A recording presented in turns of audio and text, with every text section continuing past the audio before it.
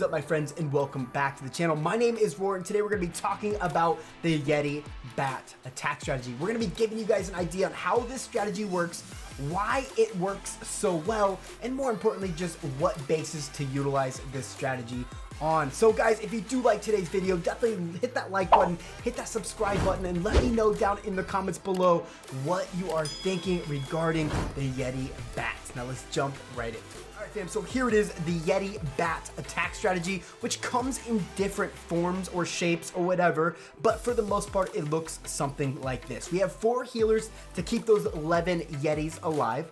We have 5 bat spells, 2 rage spells, and again, those 3 freezes that are very vital to the bat's success here.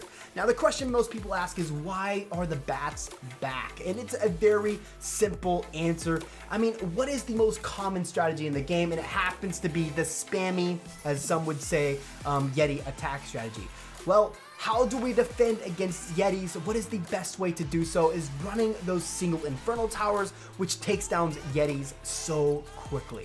But that also opens your base up for the bat spells to roll through, and I love how somebody identified that being a weakness and ultimately made it happen here. So what we'll see, guys, is check it out. Yeti's coming in at the town hall with the wall wrecker to open up the base, and then we'll have the back in for those bat spells, which you can see there's only 2 splash damage defenses here that absolutely do damage to the bat spells, so we definitely keep those things frozen in the end. But let's just click play, watch how it takes place. Check it out. Yeti up there on the northwest side, gonna be creating the funnel more so that the wall wrecker can get into the base along with all the troops.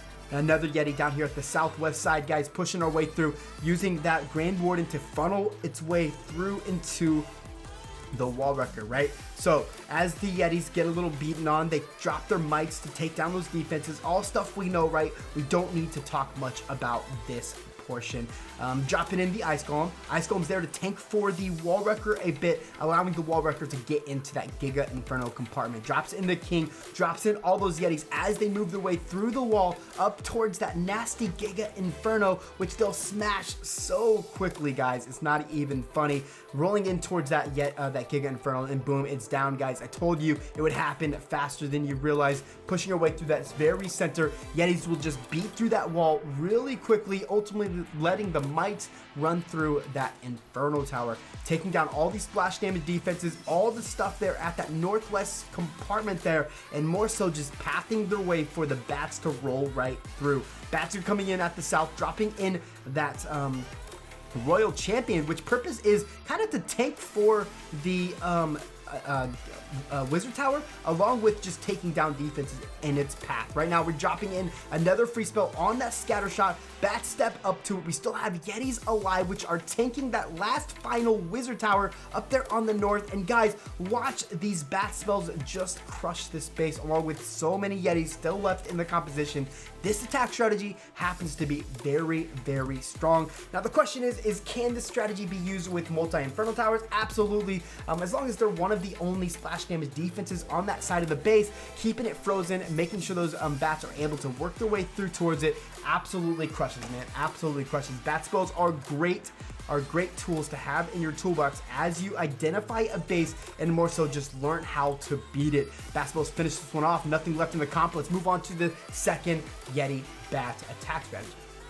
Alright fam, so here it is yet again, that Yeti Bat Attack strategy with a lot of similarities.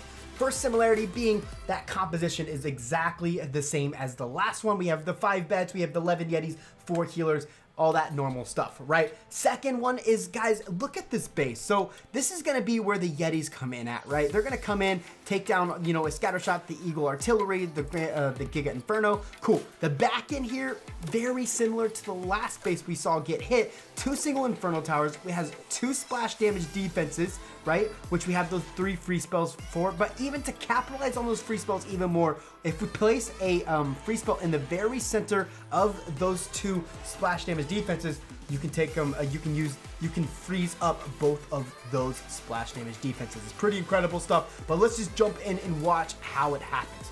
drops in a Grand Warden. Grand Warden's gonna kind of funnel down all these trash buildings over here on the east side, drops in that Yeti up on the north, which is gonna ultimately create that funnel, right? It's all about funneling your troops into the base. Very important stuff there, as that alone can be the reason your attack does not work. But here he does it well. All right, so wall workers in. All the Yetis are in as well. Warden kind of shifts over, captures all those troops there, and more importantly, gives access to that single Infernal Tower as the Wall Wrecker breaks his way in. Healers transition over to the Yetis, giving him health for days. We take down that single Infernal Tower. Grand Warden's ability gets him through those CC troops, and more importantly, just all those defenses that are beating up on them in that current location.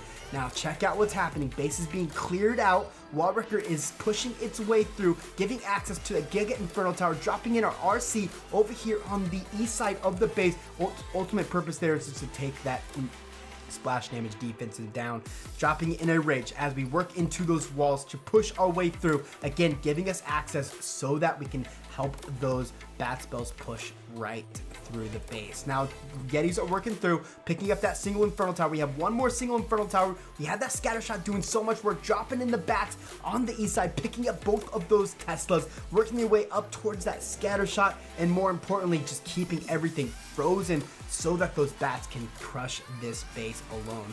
As you see, guys, perfect free spell there, picking up that scatter shot and that wizard tower. Hard stuff to do right there, but more importantly, you want to keep those bat spells alive, as they not only take down defenses so quickly, but they're really key here for the cleanup at the very end. Because guys, we all know Town Hall 13 is hard to get through, especially even if you clear everything as defenses. It's sometimes hard to pick up the rest of the outside building structures without, say, a bat spell or plenty of cleanup troops, because those things work through those trash buildings like a boss that they are, and ultimately get this base triple. We still have our Queen's ability. She's going to be popping it here all too quickly, assisting in the takedown of this base. Let's speed it up. Watch those bat spells at work as they take down this base practically by themselves. I love this attack here. Great job, D-Money. There is the composition that sits right in front of you guys. Now, if you guys did indeed enjoy this video, roll down in the comment section. Let me know what you're thinking.